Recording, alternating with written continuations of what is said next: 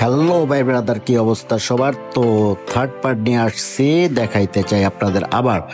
তো মেলার ভিতরে দেখাবো আপনাদের। তো চলেন সবাই আমার সাথে। বাউলের বাজারের মেলা অনেক বিশাল বড় মেলা। তো অনেক পুরানা দিনের ঐতিহ্যবাহী যত জিনিসপত্র আছে এই মেলাতে সবকিছুই পাওয়া যায়। তো দেখেন, আসেন আমরা আস্তে আস্তে সামনের দিকে যাই। অবস্থা তো দেখতেই পাচ্ছেন, ঐতিহ্যবাহী সব জিনিসপত্র মেলাতে আছে। তো আমরা আস্তে আস্তে সামনের দিকে যাব। তো ফুচকার দোকান, একটা কথা কি জানেন, এই মেলাতে আপনারা যা পাবেন অন্য মেলাতে কখনোই এরকম পাবেন না। এক কথায় এই মেলাতে নাই এমন কোনো জিনিস নাই। তারপরে আছে নাগরদোলা ও বিভিন্ন পদের আচার ও পান, শাহী পানের দোকান, অনেক টেস্টি। যারা খান নাই তারা খাবেন। তো আবার আমরা সামনের দিকে যাচ্ছি। তো বাচ্চাদের অনেক রকমের খেলনা, তো আসলে বলে শেষ করার মতো না যে এই মেলাতে কি নাই। তো আমরা আস্তে আস্তে সামনের দিকে যাচ্ছি। এটাই কি বলে জানি না, নৌকা, নাগরদোলা। তো আসলে এখানে এত পরিমাণে আইটেম আছে যে 1 ঘন্টা ভিডিও করে বলার মতো, বললেও মানে শেষ হবে না।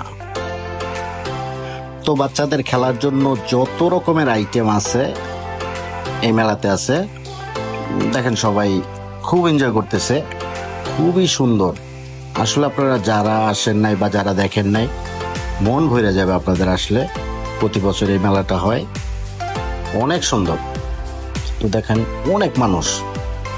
তো আস্তে আস্তে আমরা সামনের দিকে যাচ্ছি। তো আমরা এতক্ষণ যেই সাইডে ছিলাম ওই সাইডে শুধুমাত্র মানে বাচ্চাদের যত আইটেম ছিল ওগুলো। আর এখন যেটা দেখাচ্ছি ওইখানে হচ্ছে পুরানো দিনের অনেক কিছু, মানে কি বলে, মাটির তৈরি অনেক জিনিস পাওয়া যায়। তারপরে ফুল, অনেক কিছু। দেখেন, দেখলে বুঝতে পারবেন। আসলে অনেক কিছুর নাম আমি জানি না, যার কারণে মনে করেন আমি বলতে পারতেছি না। দেখেন কত সুন্দর প্লাস্টিকের ফুল, মনে হচ্ছে ফুটন্ত গাছের একদম অরিজিনাল ফুলের মতো। ওই দেখেন মাটির যত আসবাবপত্র আছে মাটির তৈরি। ও সুপার। অনেক মানুষ কেনাকাটা করতেছে, দেখতেছে। তো আমরা একটু ঘুরে ঘুরে দেখলাম, খুবই সুন্দর, যা বলার বাইরে। তো আমরা ঘুরে ঘুরে দেখলাম। তো যারা যারা কখনো আসেন নাই এই মেলা দেখতে, অবশ্যই আসবেন। তো শেষ করছি আমাদের পার্ট 3। তো 4 পার্ট দেখার জন্য সবাইকে আমন্ত্রণ রইল। ধন্যবাদ, সবাই ভালো থাকবেন, সুস্থ থাকবেন। অবশ্যই আমাদের পরবর্তী এপিসোডটি দেখবেন।